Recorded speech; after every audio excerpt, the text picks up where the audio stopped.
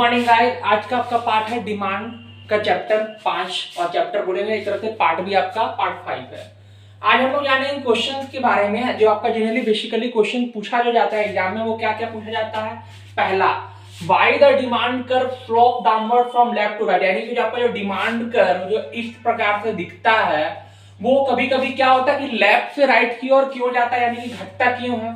अगर आप देखा जाओगे कि अगर आपका जो लेफ्ट हाइट यहाँ पे आपका हाथ है तो ये आपका घटता क्यों, वापस कम क्यों होता है। दूसरा है why there is inverse relationship between the price of the commodity and its quantity demand, यानी कि एक तरह से देखा जाए कि प्राइसेस ऑफ द कमोडिटी है और जो क्वांटिटी डिमांड है उसमें इनवर्स रिलेशनशिप क्यों है। And the last is third question, why the demand for a commodity rises it's price falls और वाइस वर्सा, कि जो डिमांड का जो प्राइस है उसके गिरने से क्या इफेक्ट पड़ता है और उसके बढ़ने से क्या इफेक्ट पड़ता है। ये सब हम आप रीजन के बारे में हम जानेंगे कि आखिर किस कारण से होता है। ये तीनों क्वेश्चन का आंसर आपका एक ही है, ठीक है। अब यहाँ पे समझो कि इसके अंदर 5 पॉइंट आता है। पहला पॉइंट क्या है आपका, लॉ ऑफ डीएमयू। आप लोग पढ़े होंगे कंज्यूमर इक्विलिब्रियम में डीएमयू यानी कि डिमिशन मार्जिनल यूटिलिटी।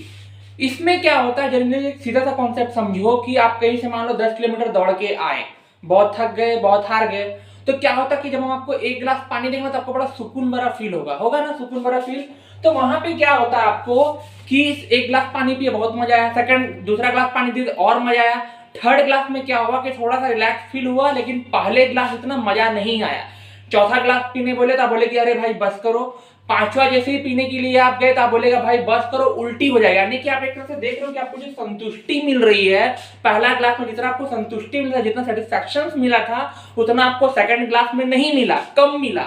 जाहिर सा बात है, ये फील करने वाली बात है। तो यहाँ पे कहता है कि consumer goes consuming more unit of the commodity, यानी कि जो उपभोक्ता है वो क्या कर रहा है कि कंज्यूम कर रहा है, क्या कर रहा है, मोर कमोडिटी ऑफ यूनिट, यानी कि एक कमोडिटी जो खा रहा है मोर एंड मोर एक्स्ट्रा कर रहा है, और जितना वो एक्स्ट्रा यूनिट कंज्यूम कर रहा है उसको गिव लेस सेटिस्फैक्शन, यानी कि उसको सेटिस्फैक्शन जो मिल रहा है कम मिल रहा है। उससे क्या होता है कि जब हमको लेस सेटिस्फैक्शन कम मिलेगा हम वो चीज परचेज करेंगे नहीं। अगर दुकान में भी गए भाई बोतल पानी चाहिए तो हमको अगर मेरा सेटिस्फैक्शन यदि कम है हम वो चीज फिर नहीं कर देंगे, चाहे वो कितना भी सस्ता क्यों ना हो।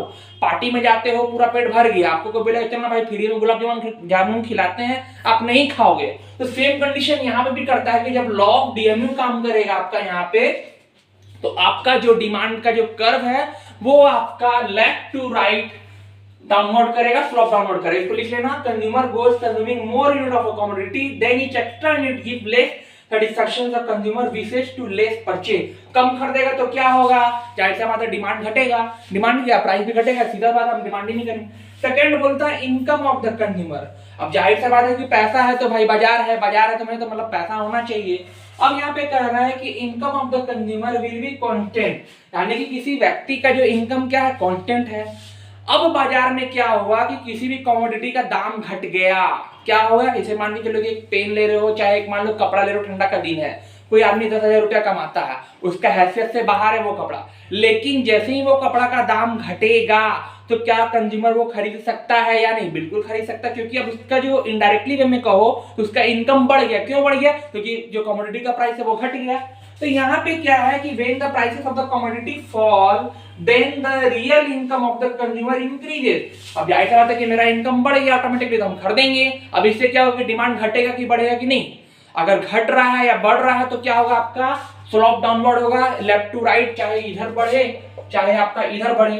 समझ में आ रहा सीधा सा बात? वही मान लो अगर प्राइस का दाम और बढ़ेगा तो हम क्या करते हैं, डिमांड घट जाता, तो इनवर्स रिलेशनशिप हो रहा है। सेकंड क्वेश्चन का आंसर आपको मिला ना, इनवर्स रिलेशनशिप क्यों हो रहा?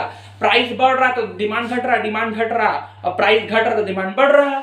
तीसरा है आपका सब्स्टिट्यूट इफेक्ट। अब जैसे कि कहा मैंने कि जैसे सब्स्टिट्यूट माने क्या कि एक वस्तु जिसका आप दूसरे जगह पे उपयोग कर सकते हो, जैसे चाय हो, कॉफी का जनरली बेसिकली एग्जांपल आप लोगों को मिलता है जनरली कि मान के चलो कि अगर जो चाय पीने वाला व्यक्ति है, यदि चाय महंगा हो गया तो क्या करेगा, चल भैया कॉफी पी लो। जो कॉफी पीने वाला व्यक्ति हो क्या करेगा, चल भैया चाय पी लो। अब चाय का दाम बढ़ गया तो जाहिर सा बात है बढ़ गया, अब हम लोग कॉफी पीना स्टार्ट कर देंगे। तो एक तरह से आप देख रहे हैं कि even the price of to commodities when the price of one commodity increases then it's become selectively costlier। अब जैसे ही क्या होगा कि आपका एक सब्स्टिट्यूट गुड्स में से कोई एक गुड्स आपका दाम बढ़ गया, वो महंगा हो जाएगा, जाहिर सा बात है कि पर्सन अब क्या कर देगा, सब्स्टिट्यूट गुड्स कर देगा, अब चाय के बदले क्या कर देगा, कॉफी कर देगा।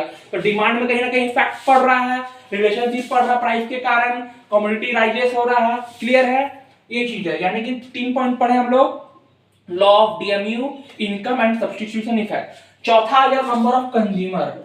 अब यहाँ पे क्या कर रहा है कि अब सीधा सा बात है कि मान के चलो नंबर ऑफ कंज्यूमर की जो आपका उपभोक्ता का संख्या वो बढ़ रहा है, उसमें क्या होगा आपका कि जो कमोडिटी है प्राइस का वो घट गया। क्या हुआ कि जो आपका जो वस्तु बना हुआ है, कोई भी चीज अगर बाजार में जा रहे हो उसका प्राइस क्या हुआ, आपका घट गया। जाहिर सी बात है प्राइस घटेगा तो बहुत लोग लेने के लिए तैयार हो जाएंगे, वो लोग भी तैयार हो जाएंगे जो पहले लेना नहीं चाहते थे। बोलता है ना बाजार में, मान लो जैसे चल रहे हो, अचानक से सब्जी वाला बोलता है 50 रुपया किलो, 50 रुपया कोई नहीं लेगा, लेकिन जैसे ही बोलेगा 30 रुपया किलो, देखो कैसे भूरी उठ जाता है। तो वहां पे क्या हो रहा है कि prices of commodity fall, then it attract other consumer who were not ever to purchase it before, जो कि पहले नहीं खरीद सकते उनको भी अट्रैक्ट कर लिया। डिमांड बढ़ा ना, डिमांड बढ़ा। क्यों ऐसा हुआ, हमने प्राइस घटा दिया, प्राइस घटा दिया, डिमांड बढ़ गया, मांग बढ़ गई ज्यादा से ज्यादा। And the last is different uses. अब क्या होता है ना दोस्तों कि हम लोग देखें कि एक ही वस्तु से हम लोग बहुत सारा चीज इस्तेमाल करते हैं, बहुत सारा चीज खरीदते हैं, उससे बहुत सारा चीज बनता है। तो उसका क्या होता है कि यदि मान के चलो कि एक वस्तु का चीज जो कि रिलेटेड गुड्स भी बनते हैं बहुत सारे, उसका डिफरेंट यूजेस होता है, उसका विभिन्न तरह से उपयोग करते हैं। जैसे दूध कोई लेता है तो दूध से दही बनता है, पनीर बनता है, छेना बनता है, मिठाई बनता है। अब यदि दूध कहीं